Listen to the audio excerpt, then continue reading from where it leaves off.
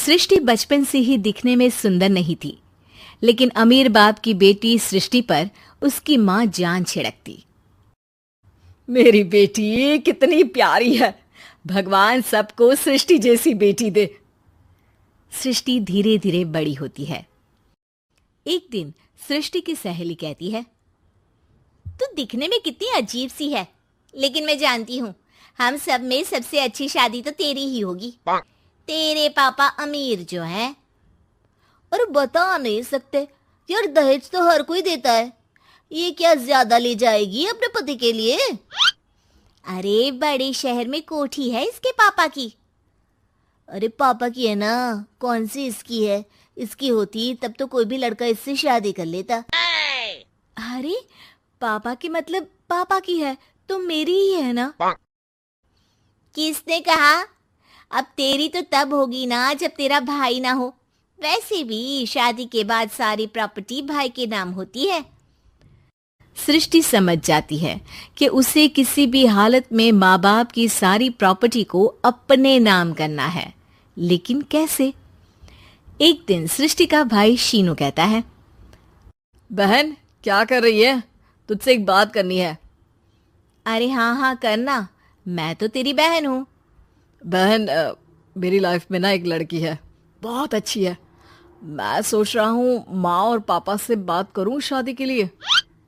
सृष्टि को समझ में आ जाता है कि भाई की शादी होते ही भाभी उसे एक दिन भी घर में बर्दाश्त नहीं करेगी। क्या बात है भाई, बताना कौन है वो? यार वो बहुत अच्छी लड़की है, पढ़ी लिखी है, मेरे साथ जॉब भी करती है। बस एक प्रॉब्लम है। प्रॉब्लम? क्या प्रॉब्लम है भाई? यार वो शादीशुदा है, लेकिन उसके पति ने उसे सिर्फ इसलिए छोड़ दिया क्योंकि उसके माँ बाप दहेज नहीं दे पाए। सृष्टि ये सुनकर न जाने क्यों खुश हो जाती है। अरे भाई तो क्या हुआ, लड़की तुझे तो पसंद है ना? शीनू को लगता है कि बहन उसे समझ रही है। वो इस बात से अनजान होता है कि उसकी बहन की मंशा पूरा घर हड़पने की है।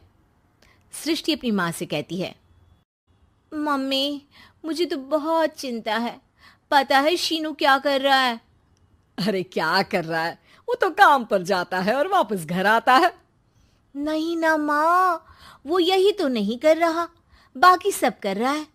आपको पता है उससे प्यार है, और वो भी एक शादीशुदा लड़की से।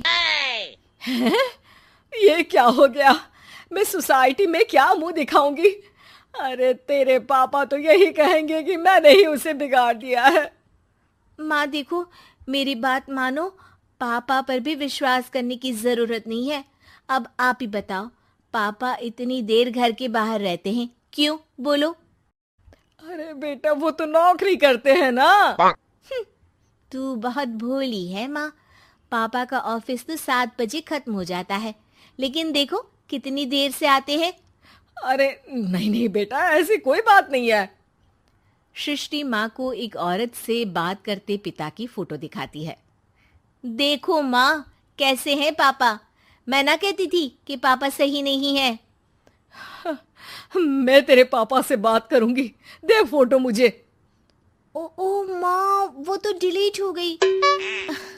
लेकिन चल, तूने तो देख लिया ना, पापा से बाद में बात कर लेना, और हाँ मेरा नाम बिल्कुल मत लेना। हाँ माँ। अब क्या था, सृष्टि के माँ और पिता के बीच झगड़ा होना शुरू हो जाता है। सृष्टि के मन में क्या चल रहा था कोई नहीं जानता था।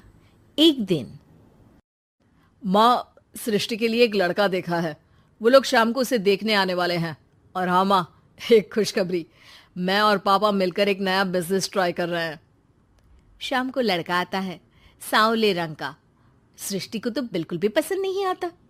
लड़की की माँ कहती है, लड़की का चेहरा तो कोई खास नहीं, लेकिन अगर मेरे बेटे को आप लोग सेटल कर दें तो मैं उसकी शादी आपकी बेटी से करवा दूं।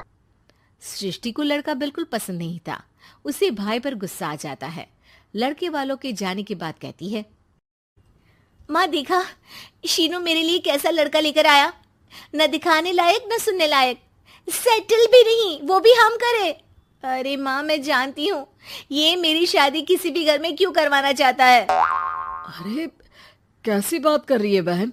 तूने तो देखा ना, लड़के को मैंने ही मना कर दिया तुझसे शादी के लिए। जिसने लड़का बताया था उसने उसकी बहुत तारीफ की थी। बात आई गई हो जाती है, लेकिन सृष्टि का मन शांत नहीं होता।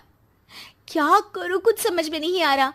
मेरी शादी हो गई तो ये लोग पूरी प्रॉपर्टी शीनू के नाम कर देंगे, मेरे हाथ तो कुछ लगेगा ही नहीं। तभी सृष्टि को आइडिया आता है। वो किसी वकील को फोन करती है। जी देखिए, अगर आपके मम्मी पापा का तलाक हो जाता है तो आपके पिता की आधी प्रॉपर्टी आपकी माँ के नाम हो जाएगी, फिर उसे वो किसी को भी दे सकती है।